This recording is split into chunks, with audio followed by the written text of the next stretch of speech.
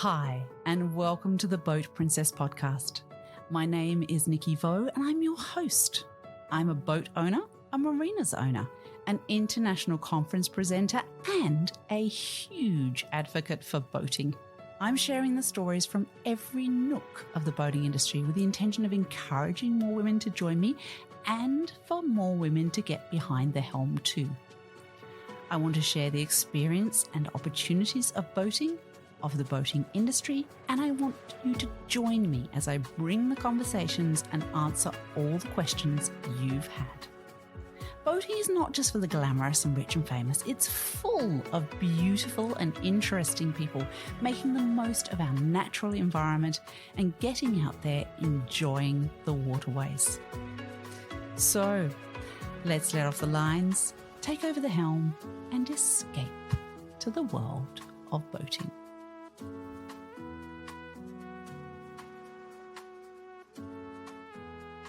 Hi everyone, and welcome to another episode of the Boat Princess podcast. I am in New Zealand at Auckland Boat Show, and I happened to run into somebody yesterday. Thank you to the introduction. Dean from Protector Boats and Ray Glass Boats very kindly introduced me to Sarah. And she's a bit of a firecracker, so we need to interview her and hear her story. So Sarah Psaila is the Safe Boating Program Manager at Coastguard New Zealand. So, as you can imagine, New Zealand doesn't have particularly soft waters. So we're going to hear some good stories, I think. Sarah, welcome. Thank you. Thank you for inviting me to be here. I'm quite excited, and I'm not used to doing this sort of thing, so it's a first for me. Cool. You'll be fine. We're just going to have a chat. So tell me, let's go back right to the beginning of Sarah. Well, when I arrived in New Zealand, that was 12 years ago, 12 and a half years ago. Where did you arrive from? From the UK. Okay. So I've always been around water all my life, but living in the middle of the UK doesn't really landlocked. You don't get a lot of water, but I've always holidayed around the water, love the water, done courses with boats, always had boats. So yeah, it's been in my blood. But we came to New Zealand 12 and a half years ago, and yeah, I mean, you just got to look at the boating, the waterways here in Auckland. They are amazing. And I got involved with a program called Waterwise, actually, for my kids' school. Yeah. And it was all about water safety. And they were looking for parents to be an instructor for the kids. And I was like, yep, I can do that. I'm not working. And I loved it. I loved it so much that I did it for that school. I did it for the next school. I kept doing it. I then became an instructor to instruct the instructors. And I loved it. And I just wanted more. And I just, how can I get more? And coming from the UK, they have the RNLI, but I could never join because I was never near enough. And Coast Guard is the equivalent of that here. So I looked into it. Took me a little while, convinced a friend. And 10 years ago, we joined Coast Guard as volunteers. So that's where my journey started. Amazing. So what were you doing in England before you came here? I had various businesses. I was general manager, hospitality. I had children. I had my own businesses doing wedding stationery, had lots of high profile clients. And yeah, I just decided that we were going to up and move. We wanted a different life with the kids. We wanted to change. I wanted to experience living in another country. That's what I wanted. So we chose New Zealand, and over we came. Brilliant. So you're a real sort of, I can do this kind of person. Yeah, if I'd known what we were going to go through, would I have done it? I think I would have, but we were quite naive. But we just wanted to have a go. We wanted. If it didn't work, we were going to go back. But the minute I stepped onto New Zealand soil without even ever being here before to live, so Wow. my husband came first. He came and got the job, and then he came home, and then we packed up the house, sold it, packed up the kids, packed up our lives, and within 3 months we were here. My goodness. So had your husband been here before as well? And he just came that year just to see what it was like, to see whether they would get the job. Yeah. And he came back within 4 or 5 weeks, and then with the job, and then we just packed up in our lives and came over. Amazing. Why did you pick New Zealand of all the countries in the world? Wanted English speaking was important, and the waterways, to be honest. We looked at Australia as well. There's many things in Australia that can kill you. There's many animals. And there's the 10 deadliest things are in Australia.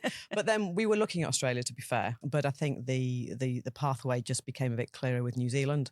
And so it was one or the other. And we just happened to choose New Zealand. And the best thing we've ever done in our lives. It's an amazing country. I don't blame you at all. It's incredible. I feel very privileged sometimes. Sometimes I have to pinch myself that I actually live here. And this is home. I don't call UK home anymore. This is home. And this, I will never live anywhere else. Yeah, amazing. Or maybe Australia. Oh, I don't well, know. yeah. It'd be nice to have you. Thank you.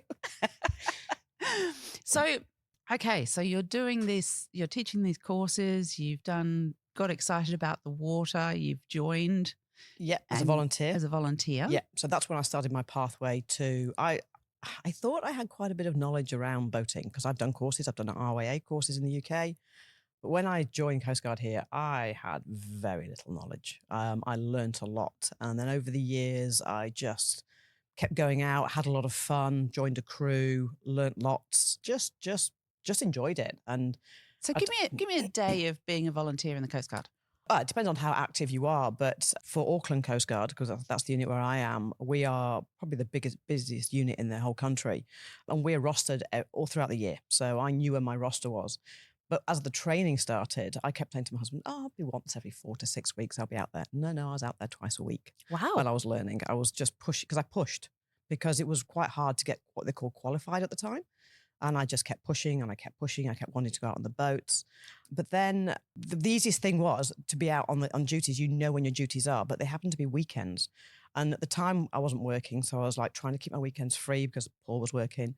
But I just wanted to do it. So I did it. And so once a month would be the duty. Every 4 to 5 weeks we'd go out once a day. And we'd go out from 9 in the morning till we finished. So it should be 9 o'clock at night, could be 10 o'clock, could be 12, could be all sorts. I've gone on we're on call out as well sometimes. So if the pager goes off, then we just go. I think the one that stands out to me was at 5 o'clock, the pager went off. I went, 5 o'clock in the morning or the afternoon? No, the afternoon, sorry, evening. Okay. So I was finishing work. Yep. And I was like, I can do this. It's not bad, but it's Great Barrier. It's quite a big job, but spoke to the operations managers. Oh, no, you'll be back by 12. Well, that's okay because I've got to be in Wellington tomorrow. That's fine. No, we arrived back into Bayswater across there about 8 o'clock in the morning. We had a 13-hour tow. 13-hour tow. 13-hour job it was. Yes, clearly I missed my flight. Yeah. I wasn't catching that flight. Yeah. And we went through the night working, so it was quite a long day. So that's not a typical day, but a typical day in a Coast Guard volunteer's life is you go out on a duty, or it could be a call out. You could be doing one job, you could be doing 5 jobs, it could be towing, it could be medical, could just be simply battery, could be people have run out of fuel, which is not great, and we're trying not to encourage that. But it can be a different day. Nobody knows what's going to happen that day. And if we don't have any jobs, we will do some training. We'll catch up as a crew, and we'll try and have lots of laughs. So that's what we try and do. Yeah. So I was doing that, and then I was doing that I've been doing that 10 years now. But then 5.5 years ago, I decided that it was time possibly to go and get a job and get paid for what I love doing. And so I managed to find a job within Coast Guard New Zealand, the Safe Boating Programme Coordinator, which was basically what I was doing when I started with my Waterwise programme. Right. It's all about children. Yeah. It's about educating a basic boating programme for children, and it's in all the pools around New Zealand. So I've got over 100 pools facilitating the programme. Went for the job, got the job. Didn't really know I was going to be presenting because I'm not very good at that. I didn't like that. But I just got on with it. I did it. I overcome that fear. If you'd said to me 5 years ago, do a podcast, I'd gone, no, I don't think so. But I've just grown, found confidence, people have helped me along the way. And now I go around presenting trainings around the country to instructors and now my role within Coast Guard in the last 3, 4, 5 years has grown as well, because I decided that I started climbing the ranks. Took me a long time as a woman to recognise my potential. I didn't see it, didn't believe I could do it, hadn't got the confidence to do it. Well, I'm not doing that. That's way too complicated and too responsible. I'm not doing that. But you did it. I did it. And here I am sitting as an Auckland Coast Guard skipper. Amazing. So we'll just flick back to the public speaking and the presenting for a moment, because so many people are afraid of that. And in reality, when you do a presentation, most of the audience are they're usually pretty kind about it, and they're actually don't want to be there themselves. Yes. So they're sort of sitting there saying, you'll be okay, and it is pure practice. And knowing what you're talking about. Yeah. So you've got the knowledge. And what's interesting though is because you know everything that you're presenting, your mind kind of assumes everyone in the audience already knows it. Yes. Right? So you think, I'm probably telling them something they know. And then they start asking questions at some point, and you suddenly realize, oh, hang on, they don't know. And I do know. So that's why I'm presenting this. Yeah. And it's fascinating, true. isn't it? It happened to me the first time. I used to present as a hospitality. Okay. I did hospitality management in the UK. Right. Okay, like me. Yeah. So I taught at a hospitality school in Australia.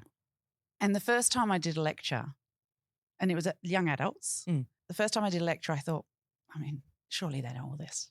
They must do. And that happened. They started asking me questions and I thought, okay, they don't. It's true. So then you suddenly get this confidence that you're presenting something they don't know. Yeah. And now I actually do a little test of the audience when I present something. I'll start by saying, okay, I need to get to know you guys a bit more. And I've done a bit of research.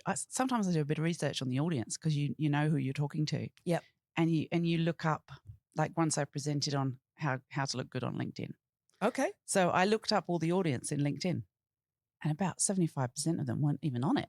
So I thought, okay, that's a first start. They don't know what I'm going to talk about. So that's great, right? Because then you feel really confident that you're teaching them something they don't know. Yeah. So you're useful to them. Yes. So it's a really good thing. Yeah. You've nailed it. You've absolutely nailed it. Honestly, 6 years ago, if you'd have told me I was presenting, I'd have told you where to go. I'm not doing it. My husband always said to me, you can do it. It doesn't matter. It's actually harder, a smaller audience than a larger audience. I was going, get lost. No way. But it is, because you can see them more, although you can't look beyond them. But he says, once you know your stuff, you can stand there. Now, anyone who knows me knows I can talk. Oh, yes, I can talk. I can talk a lot. My husband would be listening to this going, oh, yeah, she does. But, when you're presenting, sometimes you think, I've got to do a 5-minute presentation. I remember at school going, I've got to do a 5-minute presentation on this subject. I don't know what to say. And you go all hot and clammy and sweaty because you don't want to do it. Now, I'll do an hour and a half in a training, not even blink. I go through, I change it, I just ad hoc it, and like you say, once you know your stuff and you've got to add some stories in there and you get your audience, I actually quite enjoy it. I love training now. I love it. I train adults. And since I've been doing this, then 2 years ago, 18 months ago, I became a skipper. I became an instructor for Coastguard. So now I've got that under my belt. So now 2 years now I'll be doing instructing, and then I'll go for my senior instructor badge, because I love to help people. I love to be able to sit there and teach them. But what really helps me by doing that is it cements my knowledge. Because when you're teaching somebody something, you have to try and make it more basic for them and think of ways that they understand it. And sometimes what might work for one person may not work for another person. So you have to come up with different ways. And that really cements your knowledge about how to do stuff. So that's helped me a lot. Yeah, they do say that teaching something is actually the ultimate understanding that you truly have that knowledge. Yes. Yeah, it's 100%. Wonderful. Yeah. So those tickets, those progressions you've made in extending your qualifications, have you been the person that said, okay, I'd like to do this now? Or has somebody within the organisation said, Sarah, I think you're up to this now? How has that happened for you? I'll be honest, I never really got that. They helped me get to the operational level that I did within, I think it was within 12 months. And then I sat on it. I was told to just sit on it, get experience for a couple of years, which I did. And then I got to a couple of years and I didn't really think anything of it. I kept going. And I just thought, oh, no, it's good fun. And I'm thinking, do I do my senior ticket? Oh, no, it seems like too much hard work and too much. I don't like doing exams and assessments. I hate doing them. Who does? Yeah, no, I hate them, right? I hate exams. And I would really stress out. And the operational one was quite stressful. But then my daughter joined at 16. So she was right behind me. And so she was quite an inspiration to me too, because, she lacked in confidence at the time as well. And I was trying to be, not trying to be mum in the Coast Guard, but I was trying to show her a pathway that actually you've got to be a bit braver and you've got to take it. So I started talking about doing the senior assessment, and she was like, yeah, you can do it. And so it was in the back of my mind, but no one really said much to me. A couple of people said, oh, why don't you do your senior ticket? And then my husband joined Coast Guard. Because he was always traveling with his work. He was always traveling. So he just didn't have the time commitment. And when he came home, he wanted to be at home. And then he joined. Do you have a new release of product or a new boat that you'd like us to review at a boat show? Get in touch at info@theboatprincess.com and our team will be very happy to chat with you about that. And that was an interesting experiment because we'd go on separate crews because, we wanted a bit of separation and have a bit of fun and everything. But we get on fine. We've never had an argument on a boat, by the way, on a Coast Guard vessel. I'll just put that out there. On our own boat, possibly, but on a Coast Guard vessel, we've never argued once. And then he joined. But then what I noticed was he was doing things that I hadn't been doing. And he was doing stuff that was just allowed. He was just getting on with stuff and he was just doing it. And I was like, what are you doing? Are you allowed to do that? And he went, well, why not? And he was doing boat checks more than I was. And I was like, so I started looking, thinking, hang on a minute, why am I not doing this? So I started to think, I need to project a bit more confidence here. I'm being this quiet little woman in the corner. And no, this is not okay. And then he noticed it and he was like, why are you not doing that? And he was like, no, you need to do this. This is, you should be doing this. So he was pushing in the background, and for Emma, our daughter, as well. And then he started pushing to get operational. And I was like, oh, hang on a minute. That means he'd be the same level as me. And I've been here 5 years. I don't think I like this. But he was secretly pushing me to get me to step up. And so basically the day he did his operational assessment, I did my senior assessment on the same. I did it in the morning. He did his in the afternoon. Because I hate assessments. I said, look, I'm going first. Because we had the same assessor. So I did it. And actually that assessment wasn't as hard as the first one. And whether it's because I'm just getting used to doing it, I don't know. So I went one step up and I still didn't really feel like I maybe should be there, I'll be honest. But it made me realize, yeah, I do know my stuff. And then I started taking on more responsibility and that gave me more confidence. And that made me realize I actually do know more than I realize I do. And we just kept pushing for quite a while. Then we just kept going out. And then COVID hit, obviously, here. We had all those lockdowns, but that very last lockdown was a 16-week lockdown. That's what enabled me to push to senior, because we were on the boats that we went out. I was a crew, the call-out crew. We kept very tight bubbles. At one point, there was me, my husband Paul, and my daughter Emma, and a different skipper. So we had 2 bubbles in the rescue boat. So it kept it quite low. But we were out a lot. So that taught me a lot because we just kept going and we kept during the day and there was just many, many rescues because people were fed up of being stuck in and they were allowed to go boating. So they did. And everybody in their world, I think, had bought boats because they couldn't go anywhere. Absolutely. Yeah, there was plenty of new boaters, wasn't there? Oh, and there was lots of problems as well, So that was an interesting time. And then I just kept cruising as a senior. And I'd always had in the back of my mind the skipper ticket. I was like, can I be a skipper? And Paul was saying, of course you can do it.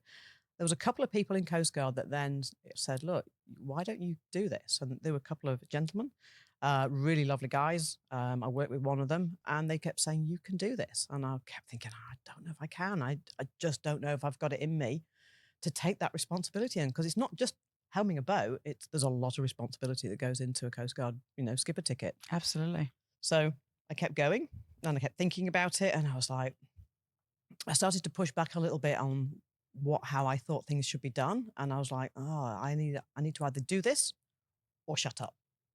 And Coast Guard New Zealand put an amazing leadership course on, and they were doing it for skippers, upcoming skippers.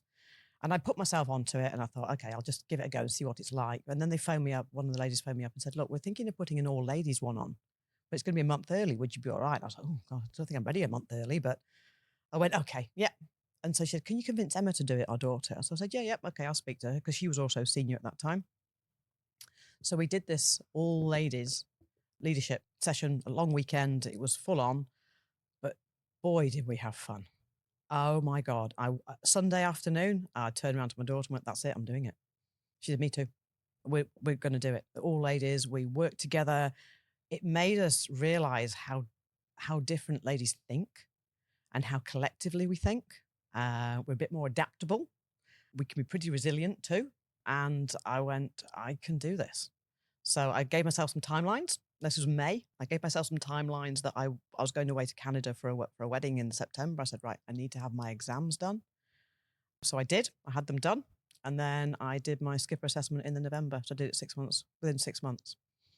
Amazing. So good. And then I was scared as hell. I was like, oh my God, what have I just done? Because then it's like when you get your driving license, you go on the road on your own for the first time and no one's going to tell you what to do. No. And you go out there on a boat and you go, oh, okay, everyone's looking at me. Yeah. How am I going to do this? So it took me a while to settle into it. Yeah. But I'm so pleased I did it. Yeah. And did you feel your level of confidence as a person generally increase once you'd achieved that as well? Yes. It took me a little bit of time afterwards I had imposter syndrome. I actually thought, should I be here? Am I really meant to be here? My assessment was, normally the assessment's about 4 hours. However, there was other assessments going on at the same time. And it ended up being 8 hours. And it wasn't because I wasn't doing what I was needed to do, but what the assessor did was he combined all three of us. Wow. So it was a long day and Yeah. I was exhausted and I was like, well, if I haven't passed now, then I've got no chance. But, I was fine. But my level of confidence, I think I pushed so hard up to that point, I was exhausted. And I took a couple of weeks break and I had to wait for the skipper ticket to come through. But my level of confidence did increase over the next few months. I was like, I know I did do this. I do deserve to be here. I've worked bloody hard for this. So why shouldn't I be here? And it's like, how come? Because I'm the only woman in Auckland Coastguard. Wow. Sorry, the only woman skipper in Auckland. We've got some amazing ladies coming through. Yeah. Absolutely incredible. Yeah. So we have future skippers. We have future skippers. I'm trying to, Emma, if you're listening, you need to get your skipper ticket done because she's amazing too. Yeah. But there were some really, really lovely and good ladies that are taking on a lot, which is good. So we just need more. We need diversity, and the ladies, we do think differently, and it's fun. I want it to be fun. Yeah. And I'm very, very important for me when you come out on duty with me, we have fun. It's serious, but we have fun. And so my confidence has grown a lot, and it's grown in my role. So my volunteer role has helped my job, and then my job has helped my volunteer role. Yeah. They so really you work. volunteer and you work as well? Yeah. So because my safe boating program manager role is full-time work. Yes. And that's with the children and presenting and the trainings. And then my volunteer role is my skipper ticket with Auckland Coastguard and instructor. Gotcha. So, but the two kind of go hand in hand because for Coastguard New Zealand, I can take one of the training boats out. I can help there. There's a lot of crossover that I end up doing. But when I'm doing my trainings for my job, I then give stories about rescues and how things happen and why they happen and why we do what we do, why we wear life jackets. I'm the biggest advocate. If I see you not wearing a life jacket, you can be guaranteed I'll be having a little chat with you at some point. In fact, my old skipper used to say, Sarah, can we just concentrate on the job before you have the life jacket chat? And I was like, because I'd see these really horrible old K-pop life jackets. Some people be wearing them. And I'm like, I just need to have a chat because they're really not safe. Yeah. And he says, we'll just do it afterwards. Okay, all right, that's fine. And then I go, why are you not wearing a life jacket? Because to me, just please everyone, just wear a life jacket. Yeah. Wearing a life jacket has never given you a bad day in your life. Oh, exactly. Yeah. So those sort of things. So yeah, my confidence, to answer your question, my confidence has grown enormously. And I'm still not confident. Sometimes doing this sort of thing, I'm not confident. You sound confident. Oh, okay. I'm blagging it quite well then. And I guess in the past, you may not have said yes to doing this. I would have probably said no. Yeah. Would have been simple as that. You've built your confidence over the years and now you're doing it. And because of all this women in search and rescue and this women in maritime, I've done well myself and people are now looking at me and I'm like, well, I now need to step up and show people there's a pathway here. Isn't that a nice feeling? Yes. Yeah. I never put myself in this position, ever, never saw myself in this position. But, even that seminar I went to yesterday, which I wish you could have been there.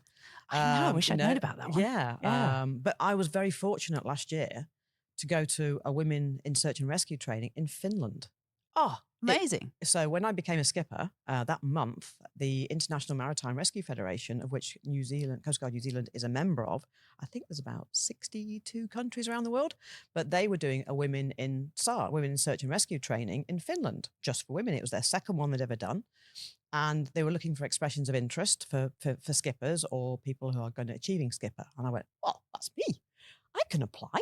So I did. I went, sure, I won't tell anybody. I'll put my application in and just see what happens. Well, 4 days later, I got an email to say, hi, Sarah, we'd love to offer you a place. I went, what do I do now?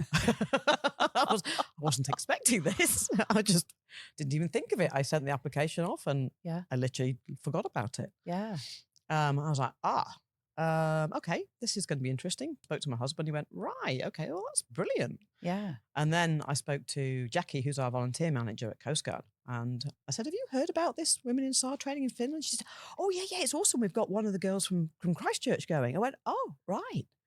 She went, have you applied? I went, I might have. I might have been offered a place. She went, oh, right, Sarah, you've got to go. You've got to go. We'll sort it out. Coastguard will sort it out. And they did, to be fair. They sent me over there. I also went to the UK and saw parents, but I had some time with the RNLI in the UK because I know the team in the education team. I've built a relationship there. I went to see RYA. I went to see Swimming England, all for my job. I made contacts. I make relationships. Yeah. And it was incredible training. There were 10 countries, 16 ladies, using their vessels, learning different ways of doing stuff that they do stuff. Some of it good, some of it not good, and that all of us ladies all weekend were together in a training facility. And even now, even this morning, I've got a message on our group chat. Can someone recommend this? Can we talk about this? And we've still kept in contact. And all the ladies, bar one of them, had a similar journey of being sidelined, not pushed forward, because we're women. All of them, except for one. Yeah. And it was incredible. So I was very fortunate to have gone. So now Coastguard New Zealand is doing a Women in SAR in Marlborough Sounds in May, of which I'm going to be an instructor for. Wonderful. So I'm feeling really honoured and really privileged to do that, to get some ladies down there. And the International Maritime Rescue Federation, and you might want to go and visit this place, is having their next Women in SAR training in August in Sydney. Wonderful. Yay. I think it's Sydney. It's definitely Australia. Yeah. I think it's Sydney, of which we've now got 4 candidates, which Coastguard New Zealand is going to send over as well. So how exciting is that? That's brilliant. Yeah. Yeah. Yeah. And then next year they'll probably do the Finland one again. Oh. Yeah. Oh, so good. So you've really embraced this whole lifestyle now. I mean, to be doing it full time and then volunteering at the same time. But you as a family do it. Yes. It must give you some really good conversations at dinner about what you did today. It does and it doesn't, because sometimes it can be too much. Right. It can be too much. I work for Coastguard New Zealand. My daughter works for Auckland Coastguard. My husband is contracting into Auckland Coastguard. So my poor other daughter, Amy, she moved out. And I can't blame her. Sorry, Amy. We know it does become too much sometimes. And we do laugh. We laugh a lot, but there is a level that we're going to have to just bring it back a little bit, and we're trying not to. We're trying to, but we haven't even been able to enjoy our own boat this year. And we've taken it out once in a year, so we need to reassess that a little bit and start enjoying our boat a little bit more. Yeah. But it's good. We do laugh a lot though. Yeah. We do laugh a lot. Let's share with the listeners what the boats you get to play with. What sort of boats do you get to play with in the Coast Guard? So Auckland Coast Guard's got 3 vessels. We've got a 15-metre Naiad Rib, Trillion Trust Rescue, and then we've got a 15-metre Catamaran, which has got jets. And then the boat I'm a skipper of is one of the AC-36 ex-America boats, and that's a 9-metre Protector with twin 225s on the back. So that's the bit I play with that one. If you'd like to look at sponsoring the Boat Princess podcast to bring your brand to an entire worldwide audience, from Turkey to the US, from Australia to the UK, from Poland to Portugal, then contact us at theboatprincess.com. We'd love to share your brand with the world. And then when we went out on a boat yesterday, I was going to say, this is why you're so damn confident on that protector yesterday, wasn't it? that was so much fun. I just wanted to go faster. It was amazing. I mean, that's got twin 600 V12s on the back, Verado V12s. I mean, Mercury's, by the way, just for a moment for Mercury. Thank you, Dean, from Ray Glass, because they were. It was so cool. It was so cool. Oh, I could have played in that all day. I know. That was I said, can we put an order one of these for Auckland Coast Guard, please? Yeah, this would go really. Dean was going, well, we could do this for you. I was like, yeah, quite got that budget though. But yeah, so I'm used to outboards. I can put those anywhere. Trillion Trust Rescue is twin props as well, so that's very similar. So I'm used to driving that one. Lion Foundation Rescue is catamaran, which is jets. So I'm learning jets at the moment because that's very different. They're a little bit trickier. Yeah, I've been told once you sort it out, once you get it in your head, they're really easy. And when I see people spinning her and putting her, and when I see Paul doing it, it's just like, yeah, okay. And I've played on her quite a bit, so I'm getting used to it, but I'm not there. It's not instinctive. Yes. It's not like I always wanted to. My problem was when I was helming boats, it's not instinctive, and that was where my confidence lacked, because I have to really think about which way I'm doing it, how I'm doing it. When you drive a car, you become instinctive. You just do it automatically. But now I'm okay with it. Now I can put the boat in various places, but I'm not with the jets. So that's what I've got. That's my next challenge is to work up to that. And there's only so many hours in my day that I can do Coast Guard. Yeah. So when I'm going out on duty as a skipper, and then I'm learning another boat as well, then you're doubling up on your duties, and then I'm working for them. It's just, I think I'll leave it till the winter and forget the summer for the moment. Mm. And what sort of boat do you have yourselves as a family? We've got a Sea Ray 215. It's just a nice. 7 or 8 meter, not a big one, but it's a trailer boat. We have it at home, but it's the most, as my husband says, it's the most expensive plant pot we have in the garden. Because it is. They're fun though. I mean, there's nothing growing out of it. I'll just put that out there. But they it's are not fun. Green. No. It's clean. It's looked after. It's covered up. But yes, it is on the driveway. So it's a bit expensive to have on the driveway. It needs to. What we need to do is we'll go to a bigger boat, I think, and then we'll do a step on, step off. Yes. When we have a bit more time, and then we'll probably enjoy it more. Yes, because the trailer boat does mean that you've got that barrier of time, isn't it? Really, you've got to dedicate a day. Yes. To a trailer boat. Day out. Yeah. Whereas if it's in a marina, you can just step on, go out for a couple of hours. Yeah. And come back in. I don't think necessarily people realise that until they get into boats. That it's quite a different form of boating, and I will never leave my boat dirty. So the minute we take it off the water, it will get a thorough clean down inside and out. Yes, and I'll probably go too far with it, but I like it clean. I like to be able to step onto it when it's clean. And that sometimes you just don't have the energy. So to be honest, the other day we were thinking, oh, should we take the boat out? And I went, I just want to go lie by the pool. Sorry. We have got a pool at home. This is why I live in New Zealand. Yeah. So just to relax. But yeah, it's good fun. Yeah. Well, boating is quite amazing. I mean, you're getting lots of time on the water anyway, which is amazing. We're all getting boat time. Yeah. Which is fantastic. And expensive boats as well. Yeah, exactly. And you don't pay for fuel. It's even better. Amazing boats. Yeah. But that barrier of all that time and the clean up before and the clean up after is different to the whole step on stuff, and even more so different to, say, joining a club or a syndication or something like that. That's another way to do it if you've got limited time, because you can just hop on, use the boat, and then come back up afterwards. Absolutely. And you've only used a few hours of your day as opposed to the whole day. Yeah, the whole day is gone. Yeah. So what do you see as the future for you in Coast Guard? What's the ultimate aim for you? I don't really have one. I just want to empower women. I want to get the kids safe. I've got loads of ideas with my job. When I started 5 years ago, there was just one program, the safe boating program.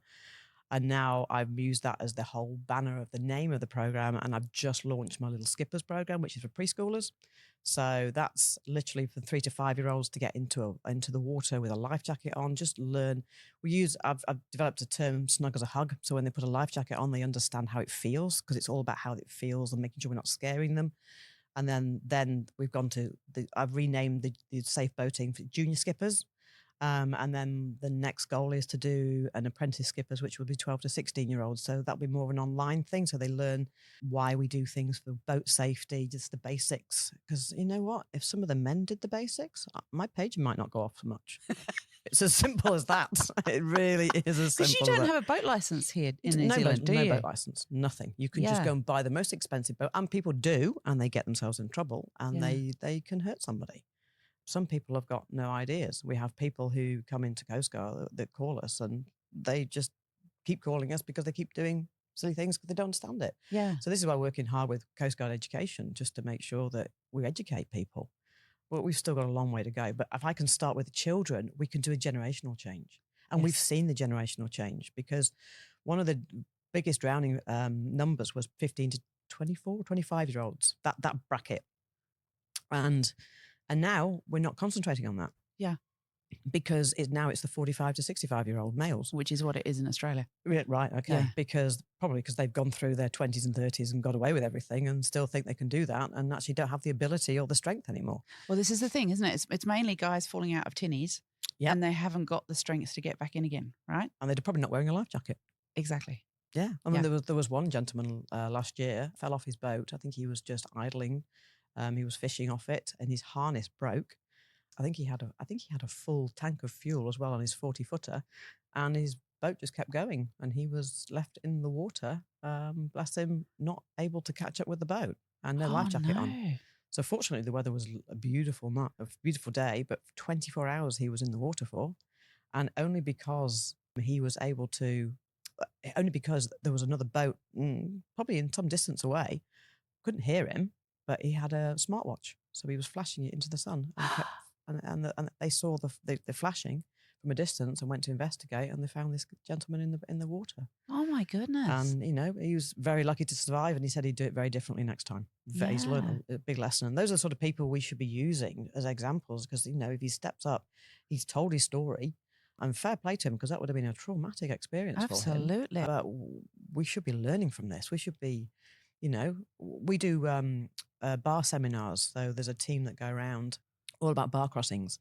There's been a lot of fatalities in bar crossings on the education space, and I was helping the team out with one in Auckland, and they had a gentleman right at the end stand up and say, well, I've crossed the Manukau bar 100 times. And he said, it went wrong for me very quickly. And I had an EPIRB right next to me. I had everything right. He'd done the bar crossing watch. He'd let operations know. The boat caught. It was caught and it flipped, and he didn't even have time to get the EPIRB, and he was very lucky the helicopter winched him to safety, so it was safe. But he said you just don't have the time, and you've just got to do everything. So now he has a personal locator beacon actually on him. Yes, there's things like this. It's just there's so much education that we can do. Yeah, but if we can start with the children, at least if we can get people to wear life jackets, yes, that's a massive change, because the amount of times people are not wearing them and they fall out, they don't survive. Yeah, you will survive if you've got a life jacket on. Yeah, or we will find you, depending on the time where you are. But there's a good chance we will find you, and you give yourself time to be rescued. So that's what that's where my passion comes in. It's definitely for the children, but also on the other side, I love the training side of it. I love helping the ladies. I love building the team that way. So Coast Guard's going through a big structural change at the moment anyway. So we'll see where that's going to take us, and then I'll see where I fit in. I really can't answer it because I don't actually know. I just know that I love those two things, and I'm torn between the two. So I'll just do both at the moment. Can we just backtrack for the listeners for a moment? Because you and I know what a bar crossing is. Yes. But they may not know what a bar crossing is. So a river will come out and hit the sea, basically, and your headland around there, you have 2 points which it pinches it, and therefore the tide that goes through it can be quite high. It rips through it, it hits the sea, you've got wind, and then you've also got the sand underneath that moves, it shifts, and as it shifts underneath, that makes the waves shift, and the bars can be 5 meters one day at the wave height, and then one day it could be flat. But it can go on for miles. It might just be a quick go over it. Can go on for miles and miles. The Manukau, I think, someone told me it was something like 7 miles long. I don't know if that's right. Goodness. Don't quote me, but it's long. Yeah. So once you commit to go over the bar, you have to keep going. You don't turn around, because if you get caught between the wave sets, the boat can flip very easily and it can broach. So what they do is you have to keep on going and then go across it and come back. But what you do is before you cross it, you call Coast Guard and say, I'm just about to cross the bar, whichever one you're doing. They put you on a bar watch. They'll give you so long to cross it, and then you call them back when you're across so they know that you're safe. And then you do the same when you come back in. And if you don't call them back, they will try and call you. And if they can't call you, and they'll try so many times, they'll have a protocol for that bar. And if they can't get hold of you, they will ask around if other boats can see you. And if they can't, they will send emergency services. It happens that quickly that it's that serious. Yeah. And we've lost a lot of people.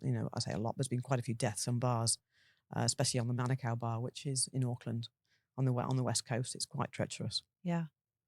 So that was a really good lesson. See, that's why we do these backtracks sometimes. Yes. Yeah. Thank you. Absolutely.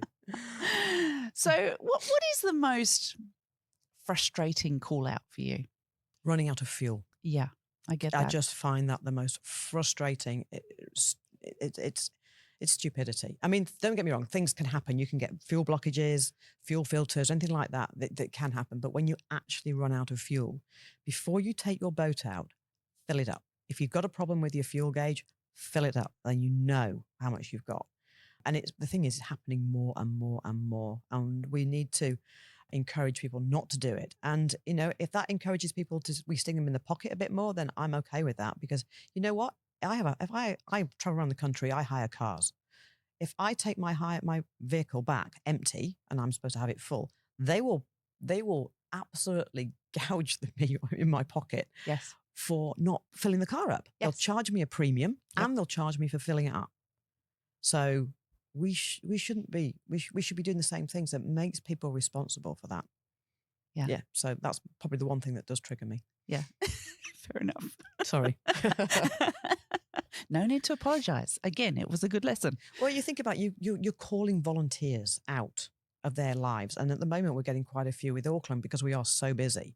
We're getting call outs during the day. Now, a lot of people work. So you're actually having to stop your work, go there. It takes 2 or 3 hours of your day gone. And then if your employer is lucky to allow you to do it, or do you then make up the time? I mean, I work for Coast Guard, so I don't think they'll ever tell me I can't do it. But nobody else does my job. So if I don't do my job, it's still there when I get back and I still have to carry on. So if I'm going to jobs like that, when it could be avoided, the people are starting to get a bit fed up with it. Volunteers are getting, it's not just our volunteers in Auckland Coast Guard.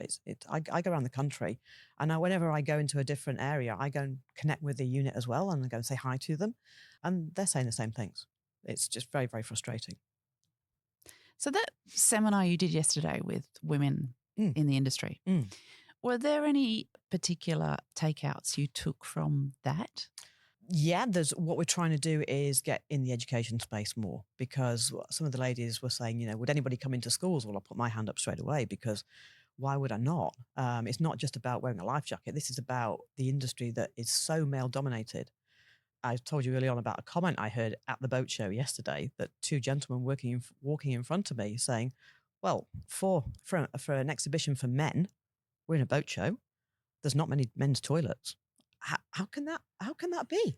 That was just, what did I actually just hear? It's an exhibition for men. And yes, we're in a male-dominated area, but there's lots of ladies lots of girls wanting to come through. And all we got to do is keep pushing it and open it up. And, my daughter's school didn't even offer the slightest thing, but the school down the road for boys offered your boatmaster or your day skipper, radio courses, diving, all that sort of thing, but it was all for the boys. This shouldn't just be for boys. It should be for girls. It should be in every school. It should be an option. So that was one takeaway, that we've all got to try and make sure that, it's the girls don't have to wear pink and the boys wear blue. Let's just offer it for everybody and get more. Because what happens when you have ladies in teams, those teams get stronger because ladies think differently to the men, and therefore you build a stronger team, more collaborative team, and it just is better. Yeah, it's so true. They do say that every board that has women on it, the company is more profitable. Right. Okay. I believe it. So, and it's not lots of people. Some people say to me, why are we still pushing the woman agenda? right, in the boating space. It's because those comments like that at boat show are still happening. Yeah. So, and it's just changing the language. We need to change the language. We need to change the opportunities. Yeah. And that's all we're doing. We're just shining a light and saying, hello. Absolutely. We're not getting angry about it. We're not saying, oh, we're not being, we're not, for one, don't like excuses like there's a glass ceiling or something. No, there's the opportunity that you've got to take it. Yes. And you've got to drive for it. But the more there is of us doing that, and the more of us there is in your position, for example, saying to your daughter, okay, come on, let's do this. And Emma.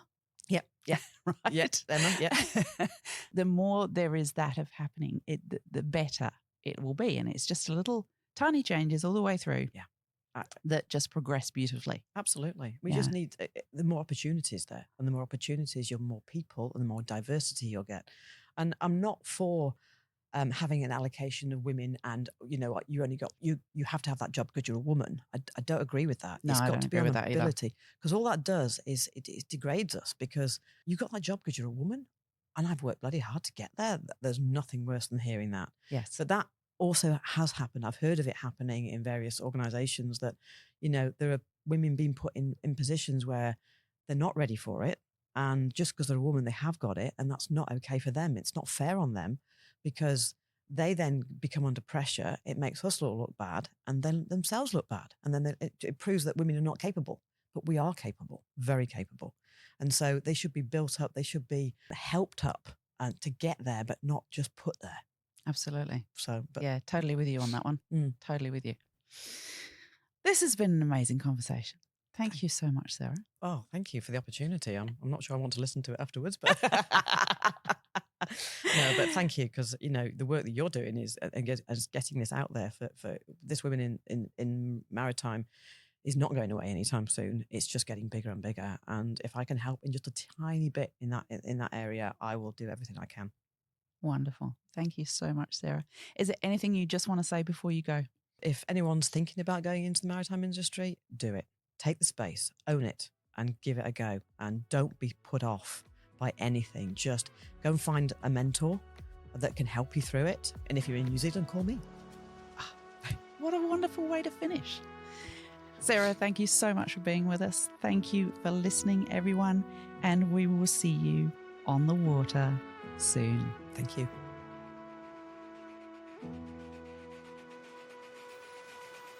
Thank you so much for listening to the podcast. I really appreciate your ears. If you'd like to connect with us, you can do so by following us on Instagram at The Boat Princess. That gives you some more insight visually as to what we've been up to and what we have coming up in the future. You can also connect with me on LinkedIn, Nikki Vo, The Boat Princess.